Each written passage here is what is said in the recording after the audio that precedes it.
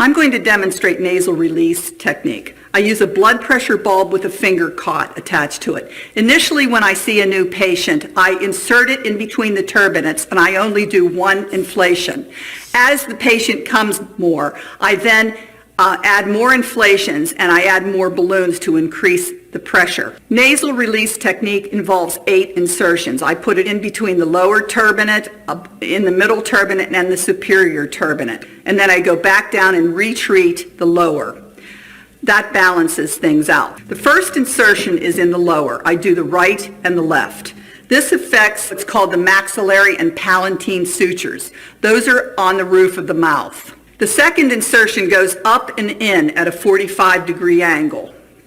This affects the zygomatic sutures, or the zygoma bone, which is your cheekbone. The third inflation affects the sphenoid bone, which can be seen on the outside of the head. It is also on the inside of the head, and this is actually where the pituitary sits. It sits on top of the sphenoid. So when we get this very deep bone manipulated or mobilized, it really affects the hormonal system and a lot of things in the body. The last insertion is done up and back. My patient has had this technique done on him numerous times. For the purpose of this video, I'm using 2 balloons on my blood pressure bulb and I'm going to inflate it 4 times.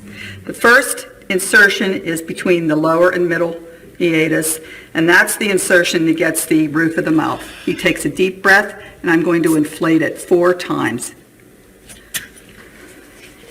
I then do the same thing on the left, lower. I have him take a deep breath and he holds it. 2, 3, 4. I then take it into the middle. That's at a 45-degree angle. I have him take a deep breath and hold. And this gets the cheekbone or the zygoma sutures.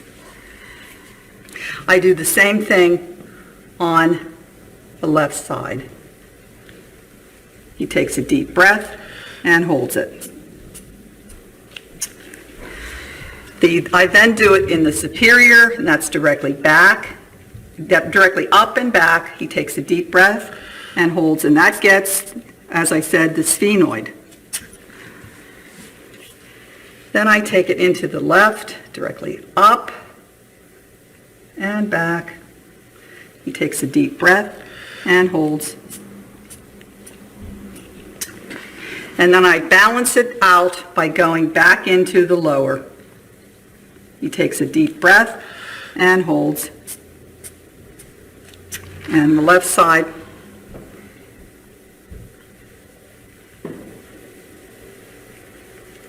He takes a deep breath and holds. Can you tell us what you felt from the procedure? You feel the expansion of the balloon and pressure as well, and then occasionally you experience the cracking of the bone shifting.